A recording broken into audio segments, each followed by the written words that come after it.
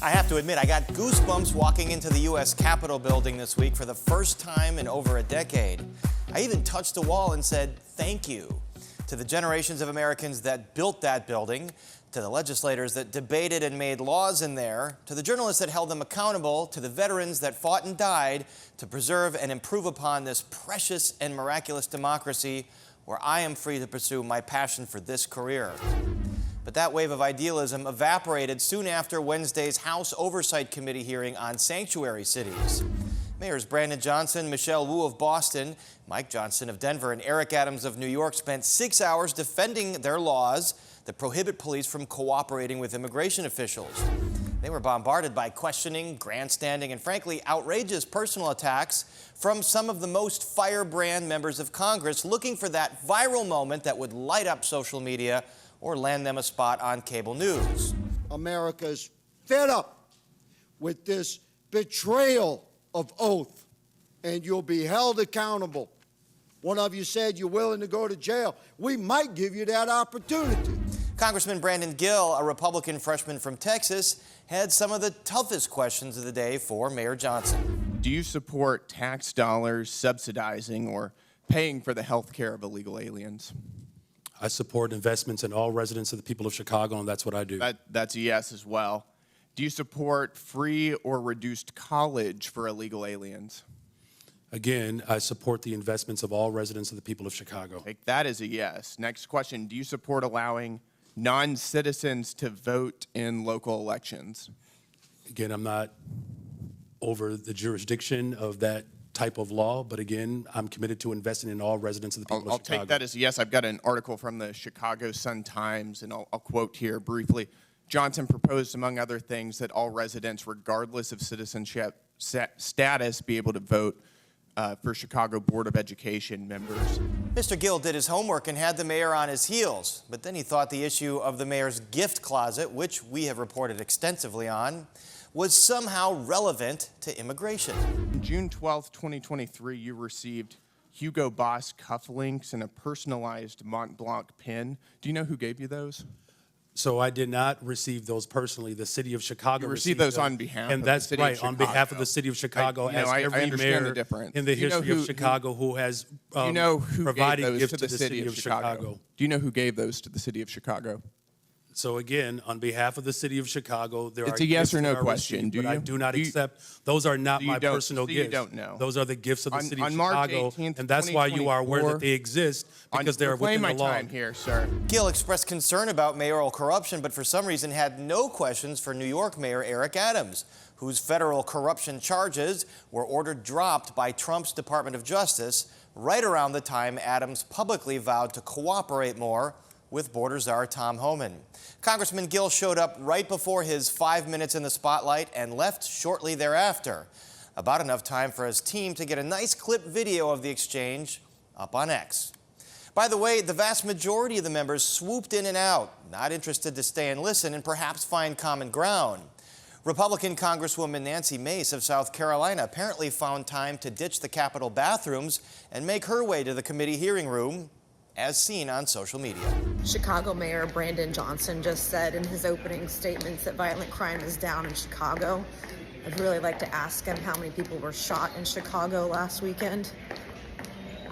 What a On the other end, Illinois Congressman Raja Krishnamurthy felt softball questions would be too difficult, so he settled for beach ball. Condé Nast recently named Chicago the best big city in America 8 years in a row. A friendly amendment. Best freaking city in the world, city of Chicago. Chicago's the largest rail hub in America. That is correct. Chicago's a quantum technology hub in this country. $20 billion new investment. Chicago area is the home to the second most number of Fortune 500 headquarters of any city in America, right? Just voted again the top relocator for corporate headquarters for 13 consecutive years. To be fair, some Republicans and Democrats seem to be interested in the actual issue at hand. Pennsylvania Republican Scott Perry had some fair and substantive questions. You take immigration information from criminals as they're arrested and processed. Do you take immigration information? our local law enforcement focuses on getting all violent do you individuals off the determine streets whether of they're here Chicago. legally, what their immigration status is, as a function of your justice system? Time's expired, but please feel free to answer the question, Mayor. The Welcome in City ordinance ensures that our local residents communicate and trust local law enforcement to ensure that criminals and crime is being addressed, So and you that's have why no idea violent how crime many are illegal. has Thank gone you, down Mr. in the Chairman. city I'll of yield. Chicago. Thank you very much. But Mr. Perry was the anomaly. Congressman Pat Fallon of Texas was armed with statistics. In 2022, I find it interesting that you say Chicago's safe. You have a higher murder rate than Haiti. Fair enough, Congressman Fallon, but Mayor Johnson took over in 2023. Last year, Chicago's murder rate was still an unfortunately high 21 per 100,000 residents. Haiti's was 50. Not to be outdone by her colleagues, Florida Republican Ana Paulina Luna decided that name-calling and grandstanding was child's play. I'm all going to be criminally referring you to the Department of Justice for investigation. And as soon as I leave here, these will be going over to Pam Bondi. Apparently, Ms. Luna believes that an ongoing Department of Justice lawsuit against Chicago and Mayor Johnson isn't enough. Why not add in a criminal investigation on top of it? Sounds like a redundancy to me. Congressman Pete Sessions of Texas took the congenial route and chose respect over theatrics. I want to thank you for being here. I want you to remember that not everybody yelled and screamed at you. Some people actually showed up to listen. Congressman Sessions seems to be doing a job that doesn't exist anymore. These days, a member of Congress lives to troll, own, go viral on social media, raise money, and scare off potential primary challengers. They're too busy to, make laws, so why not abdicate that duty to the president? On Tuesday, President Trump boasted about all the action he's taken. Over the past 6 weeks, I have signed nearly 100 executive orders and taken more than 400 executive actions, a record to restore common sense, safety, optimism, and wealth all across our wonderful land. The people elected me to do the job, and I'm doing it. Not to get all Schoolhouse Rock on anybody, but the crafting of policy is supposed to fall on the shoulders of the House and Senate. Remember, they pass a law, the president can sign or veto it, and then Congress can vote 2/3 to override. So let's name all of the laws this Congress has passed. Come to think of it, I can't name any. Can you? Love them or hate them, the 4 mayors on the witness stand actually have to manage huge municipal corporations where they make decisions every day impacting the lives of millions of people. By law, they have to pass a balanced budget every year. Their interrogators in Congress can't even agree on a continuing resolution to keep government open for a few months. And they have little experience with actual legislating. Oh, I spoke too soon. The aforementioned Congressman Brandon Gill from Texas is the sponsor of the, quote, Golden Age Act of 2025, a proposal that would mandate all $100 bills be printed with a picture of President Trump. So I sat through Wednesday's hearing and thought about another president, George Washington, who ordered the construction of this ornate and austere building where lawmakers from all corners of the country hash out their differences and come to consensus on important questions in that messy process called democracy. Could he have ever imagined it would come to this? We drag them in front of Congress for 4 hours. We yell at them. We tell them we're going to give them criminal referrals. The DOJ is intimidating our mayors. And my colleagues across the aisle are producing TV ads to try to pretend that they're making this country safe again. It's total bull. So if House Oversight Committee Republicans brought the 4 mayors to Washington in part to expose government waste, fraud, mismanagement, and abuse, mission accomplished. They exposed themselves. And that's our opening shot. Coming up on Paris on Politics. Tonight, what's next in the conflict in Ukraine? 2 local Congress members weigh in. And Chicago-born comedian Matt Friend tells us how he's able to nail all of those impressions. You hear it, right? I don't hear it. You don't? I don't. Paris on Politics is next. This is Paris on Politics from Fox 32 Chicago. Welcome to Paris on Politics, where we go behind the headlines and beyond the spin. So we spent the better part of this week in Washington, D.C. covering the president's address as well as the aforementioned House Oversight Committee hearing on sanctuary cities. Lost in all that hoopla, the issue of Ukraine. President Trump announced that Ukrainian President Volodymyr Zelensky agrees with the U.S. on a mineral rights deal. Regarding the agreement on minerals and security, Ukraine is ready to sign it at any time that is convenient for you. I appreciate that he sent this letter, just got it a little while ago. Simultaneously, we've had serious discussions with Russia and have received strong signals that they are ready for peace. Now, we haven't seen the details of that deal, and the president also announced a freeze on federal funds to Ukraine, as well as the possibility of revoking temporary protected status to 240,000 Ukrainians who have fled Russia's war against their country. Today, Trump threatened sanctions on Russia after it stepped up attacks on Ukraine. We caught up with some of our local members of Congress this week to ask them what's next. Reagan doctrine. What he was famous for internationally was we will stand up for our allies against Soviet aggression. That was the heart and core of Republican foreign policy. It's dead. The last two supplementals that helped Ukraine against Russia lost on the Republican side. Now, it's pretty close, but it's still lost. This, I think you witnessed, I don't know that there's a functioning Republican Party. This is the party of Trump. It's a party of isolationism, far-right extremism, a party of autocrats. You know, who's cheering right now? It is not just the Kremlin. But they have to be thinking that this is great news because the U.S. won't be to account of them if they take on Taiwan or any of the other autocrats in the world see land that they'd like to have. Going to push back a little bit on Ukraine. Well, I serve on our House Intelligence Committee, so I follow this issue very closely. And I have supported funding for Ukraine because I wanted Ukraine to win. And I will also just say Putin is a thug. He is a dictator. He's an international criminal. He ought to be in jail. And we can't trust Putin in this process. But I also realize this is a war of attrition. We've given Ukraine a lot of money and a lot of resources to win this war. Victory is not in the sights. So why don't we figure out a way to have a resolution? And so I give the president credit. He ran on this in his election. He talked about it. I'm going to end the war. So no one should be surprised about that. I think it's the way we do that. We have to make sure that we protect Ukraine and the integrity and the sovereignty of Ukraine. But we heard today that Zelensky wants to come back, sign that agreement. So we ought to take him at his word, and we ought to work with our allies in Europe to have a peaceful resolution. Coming up on Paris on Politics. Obama, Trump, Goldblum, Chicago-born comedian Matt Friend impersonates them all.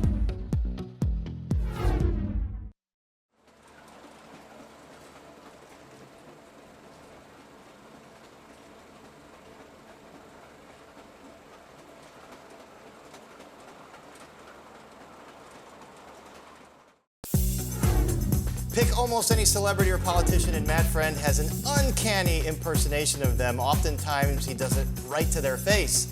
He started making videos on Instagram and is now working events like the Oscars, Golden Globes, and White House Correspondents' Dinner. And now he's one of the hottest comedians in America, both physically and in other ways. And he's playing Saturday night at the Park West in his hometown of Chicago. Take a look at some of his greatest hits. Paul Giamatti is not only one of my heroes, but I am doing you to you right now. What do you think about that? That's very good. That's very good. Very good. This is an impression not just for red states or blue states, but this is a voice for these United States, because together we believe in that creed that says, I am my brother's keeper. And finally, new rule, I have a brand new book. You know what I mean? Right? Does that really sound like me? Oh, Bill, you're warming up to it. You hear it, right? I don't hear it. You don't? I don't. Say the following word. Ready? Wrong. Wrong. And Matt Friend joins us now. Matt Friend, welcome home. Thanks for being here on Paris on Politics. Thank you for having me, Paris. It's great to be here. I think that impression of Bill Maher is spot on. Oh, thank you. And finally, new rule. If you're going to do a show in Chicago, go on Fox. How do these public figures react when you do these impressions right to their face? You know, I think it's all in the way you approach it. I come at it from a level of a lot of respect and admiration for the most part, and I approach it carefully. It all started actually when I was doing run-ins on the street. I ran into Andy Cohen and Sebastian Maniscalco and Rami Malek and Jeff Goldblum and all these people on the streets of New York, Will Arnett. It genuinely happened out of the blue. People think I'm like a TMZ paparazzi person. How do you know where they are? How do you know where to find them? I would go for a walk in downtown Manhattan, I swear to God. And I have these crazy run-ins. The only person I ever met walking in Manhattan was Henry Winkler. Okay, that's a great one. It is. Sucks you couldn't do an impression of him. Can you do an impression? I got to work on that one. Okay, you got to work on that. But and then now it's kind of morphed into this crazy thing. I'm doing it in my show, which is at Park West tomorrow. Almost sold out, so get your tickets, madfriend.com. That's called a plug. And put it over the top. Yeah, exactly. And then I was at the Golden Globes on the red carpet, and then the Correspondents' Dinner. And Paul Giamatti seemed to love it. Insane, yeah. So do they mostly play along with you? They're mostly happy to do it? I think they're, for the most part, they're in a great mood. And who had the most fun with you? Goldblum is unrivaled. Oh, those are so I just saw him hilarious. again at the Globes, and he's very sensual, of course. Mr. Matt Friend, always a pleasure seeing you. You do me so rhythmically, so musically. My acting teacher, Sandy Meisner, would have been a very large fan of yours. To quote Mr. Fred Astaire, Gershwin, there may be trouble ahead. I don't know. You have some weird, jazzy, old-timey reference. Well, he's a jazz musician. I know. He's the best. And he brings it into his cadence. The best. So Goldblum, having the approval of Howard Stern is pretty amazing. Right, he loves your impression of him. Right. I mean, it's fun to do Howard because I'm a lot younger than him, and I don't think he's ever really enjoyed one as much as he's liked mine. So that's crazy. Every one of these things is surreal. How about that meeting with Obama? How did that go? Unbelievable. Yeah, I met him right before the DNC. That turned out well. Yeah, I got to meet him. His team reached out, and it was surreal. I met some of his people he works with around that Correspondents' weekend, and they reached out. He was going to be in Chicago for the... I actually almost missed it. I almost missed my flight to come to Chicago early to meet him. And I suddenly find myself in a room with Obama, not in like a Lindsey Graham way, in a different kind of a way. Right. And hello, Lindsey. And then I was acting out my greatest hits, Obama's greatest hits. Right. Everything from That's What I Do after his jump shot to singing Amazing Grace with him. And I sang Amazing Grace, how sweet the sound. Like, it was insane. And he's standing right there next to me. And he's Chicago. He's a hometown And then I guy. debated him as Trump, which was next level, Really? too. How'd that go? I said, Mr. President Obama, I have a much better golf game, a much better swing. And he looked at me and said, well, how about you check out those crowd sizes? So... And then the video ended, and I did McConnell, and he said he got PTSD from me doing the McConnell face. Obama got PTSD. Yeah, when I went like this. Thought you meant McConnell got PTSD from whatever's going on with him he's just physically. Yeah, I'm not sure what's going on there, but Fox audience, I'm not sure. They might say, don't make fun of him. I'm not making fun of him, everybody. And that's another thing to stress. This is Fox Chicago, by the way. Yeah, it's okay. We're right down the middle. Whatever's happening. Yeah, I like that. Yeah, in my show, it's an interesting time for comedy. Right. Everybody's hypersensitive, whether you voted for Kamala, for Trump. Everybody gets so angry when a comedian makes one joke about either side. And I think we all have to calm down as a society. I'm a comedian. That's what I do. And it's also funny because when I do Trump material in my show, if you think I'm making fun of him, I'm actually just repeating exactly what he says. And you're like, that's offensive. So, wait, he just said that word for word? It's actually kind of stealing material because he is a comedian in itself. Did you watch his joint address? I was there. I was watching on my couch with two transgender mice. Just two transgender mice, which is terrible. You know what? Honest to God, it's so hard. Should we recap it? Yeah, go ahead. Because Fox Chicago, if you missed Donald Trump's recent joint address to Congress, here's a summary. Well, I'll tell you what, everybody, it's really sad what's happening. You have men that are smashing women in the face in volleyball. The trans are putting the ball in volleyball. Let's see if they keep that one in, everybody. It's so sad what's happening. You have Vladimir Zelensky like an Oompa Loompa, just a small little guy. There's a small African-American boy who is now my Secret Service kid. He's like a Secret Service guy. And the Democrats couldn't even say It's so true. But English is the official language of this great country. The trans mice are trying to speak Spanish. And I said, the mice are going to start to speak English. And the Greenland, we're going to get it one way or another. That's the whole speech. That's all you need to know. All right, so I got to show this. I can do entire that for clip. 4 hours. I'm sorry. Well, you kind of did. You did this in front of President Joe Biden. Yes. At the White House Correspondents' Dinner. We got to play like the entire thing because it's just so amazing. All right, take a look. Thank you. I will tell you, it is really a tremendous opportunity to be at the most failed dinner anybody's ever seen. Great to see you losers. A lot of people say that. Hello, everybody. Why is it so quiet? What's happening? It's quieter than Sleepy Joe. Hello, Joe. How are you? Great to see you. We're going to debate, right? That's what they're saying. There's a lot of stars here. There's a lot of great people. There's Scarlett Johannesburg. Scarlett is here from Black Widow. I love the blacks. I really love the blacks. It's true. You have a lot of people that could potentially be a vice president. You have Lara Trump, who's a lot better than Ronna McDonald. Who doesn't love Ronna McDonald, right? I'm loving it. You like a Happy Meal, right? You like that? But I will tell you, this dinner, you're so tight. It's so uptight, right? This dinner is sadder than Taylor Swift's new album, The Tortured President's Department, right? Look at him, the white tuxedo. He doesn't like me too much, right? But I will tell you, the Chinese apps are being banned. It's horrible. We have to post our David Peckers on Snapchat now. That's what they're saying. Let's face it, folks. I'm on fire right now like the guy outside the courthouse, right? Not soon enough. Not soon enough. But I will tell you, I am killing this dinner harder than Kristi Noem kills the puppies. Moving on, please. Even Bernie has something to say. Mr. Trump, you have no idea what the ordinary experiences everyday Americans are. I am concerned with battling the ruthless dictators like Vladimir Putin. Can we all agree on that? Can we all agree? Even Mitch would agree with that right now. Mitch?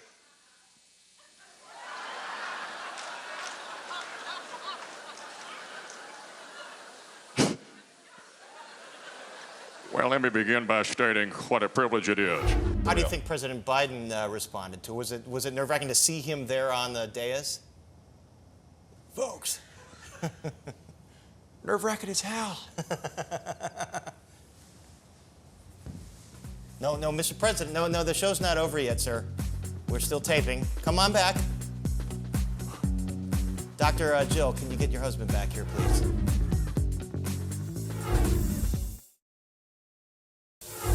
What about Mayor Johnson? Do you have a Mayor Johnson impression? I only do impressions of people with approval ratings higher than 6%. So you have to have at least a 25% approval rating for me to do an impression of you. Sorry. All right.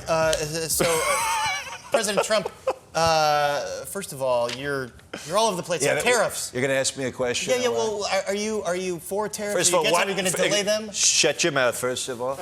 What kind of a name is Paris? I mean, it's just a great place. I like Paris, but your mother could have named you like a London or something, maybe like a Normandy. But did your parents think you were a little weird? You're up in your room and you're doing voices all day in front of the mirror? You know, I think they helped to cultivate this love of comedy and making people laugh, and I'm lucky to have. Your mom is very funny.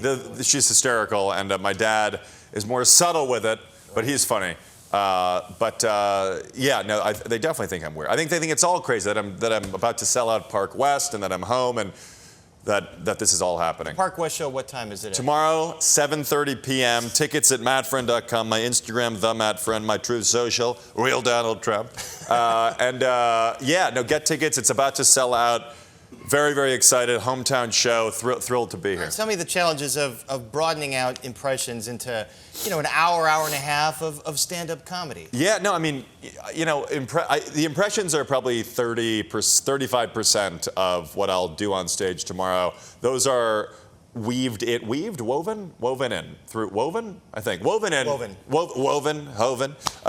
in through stories about my interactions with these celebrities, meeting Andy Cohen, Jeff Goldblum, Howard Stern, Bill Maher. There's other stories, encounters that I have, and also just other observational elements to the show on things going on in our society, topical, political observations on dating in my 20s, different things like that. I ought to be dating in my 20s. Right, yeah. Well, you're in your 50s. But I'm kidding. He looks fantastic. I love Paris. Thank you. But he looks amazing for 62. But no, truthfully, he's fantastic. He's Fox Chicago's sexiest anchor. We can all agree on that. I think that's Anthony Ponce, but anyway. But it's challenging. I mean, I've been working on this hour, and now I'm going to get ready to tape it. It's a special by the end of this You're year. gonna tape it? Oh, yeah, good. by the end of this year, I think so. So, and I got to bring up your mom. We talked about your mom because She's the best. She owns this amazing cookie shop. Big Fat Cookie, yeah. Shop. Well, I saw you at City Winery a year and a half ago. She sent me a big box of cookies. These are creations. Yeah, they're amazing. Mini cakes. I wish she was here, but she's welcome here. She's in anytime. Chicago. Yeah, we'll have to get her on at some point. But the best cookies, buy them in Chicago. Big Fat Cookie. They're incredible. They're so good. All right, so you're doing a special. What about an SNL audition? Is You that know, in your future? you never know. Right now, I'm just focused on doing my thing and creating my show. And I guess whatever opportunities arise, I guess as the president would say, we're going to look into that. Many people are saying we're going to look into that. Many people are saying you are the hottest comedian Oh my in God. America. Oh, thank you. Thank you. I'm people working. are saying it. It's a grind, but every day I'm just chipping away. If that happened, that'd be amazing. But we'll see. All right, Matt Friend again. Park West, right by where you grew up. Yeah, right next to where I grew up. Everybody's going home with a free cameo from Rod Blagojevich, ladies and gentlemen. Rod Blagojevich impression? I have hair. That's the distinction. That's real. And that's our show for this week. Don't forget to spring forward, everybody, and stay up to date on all you need to know at fox32chicago.com and the Fox Local app. So long.